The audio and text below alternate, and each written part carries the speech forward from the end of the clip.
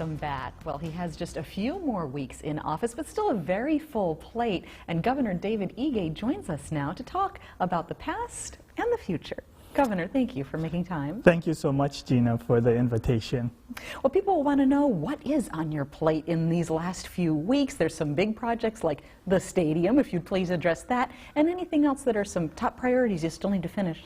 Sure. We are working definitely to get the tax rebates and refunds out to everyone.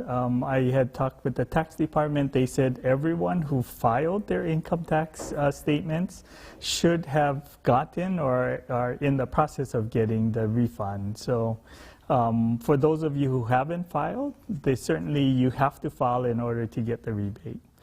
In terms of the stadium, we're working with the Stadium Authority and DBED department to come up with an MOU about who's responsible for what. And, we're committed to getting the process rolling so that we can construct the stadium as quickly as possible. Now, will that MOU be signed before you leave office? And will it be binding in the sense that the next governor can or can't go back on it or change it? Certainly, the next governor would be able to make whatever changes they would want. Clearly, it's a pretty straightforward project at this point.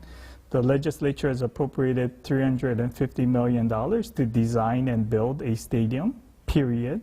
They have not provided any funds for a public-private partnership. So certainly if the next administration would want to pursue that, it would insert a delay again into the process because they need to go back to the legislature. There would need to be new legislation drafted. Well, your successor, elected successor, is someone who was never shy about giving you advice, solicited or otherwise, during your tenure. What advice would you give to him, Governor-elect Josh Green coming in? I mean, I do think it is about being focused on priorities and really not allowing special interests to deviate or influence decisions made. I think as long as you're committed to doing what's best for the people of Hawaii, I do think that the community benefits. Sure. Now, what's your wish list of things that you wish you could have gotten done, wish a future governor could get done, but maybe you've learned from the inside now in two terms that there's either structural or things that just makes it very, very hard, harder than one might think when you're the top boss?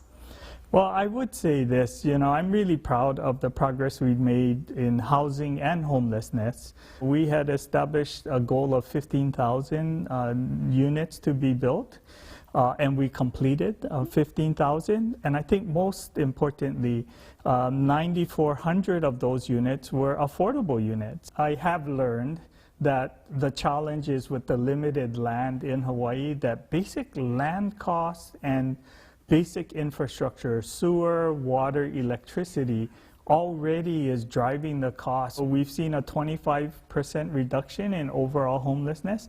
And we did focus on families. There's been a 53% reduction in homeless families and a 55% reduction in homeless children because of the focus. In many instances, we have offered help to virtually every homeless individual, and many of them refuse to accept moving into a shelter or into permanent supportive housing. So, it continues to be a big challenge, how to convince homeless individuals to accept the help from the state or other nonprofit entities continues to be a real big challenge. Sure.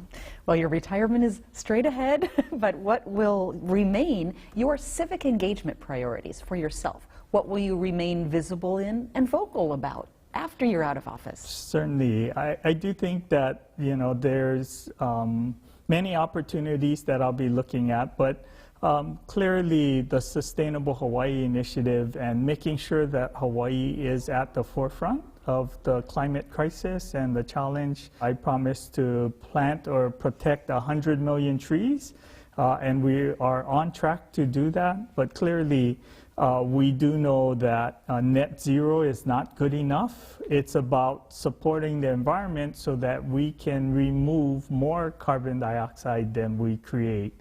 That's the only way for us to collectively, as a community, as a planet, really save the world. The state will benefit from your voice and your influence on those important matters. Well, thank you, Governor, for spending time with us. Oh, thank you so much, Gina, for giving me this opportunity. Absolutely. And Bridget, we'll send it back to you.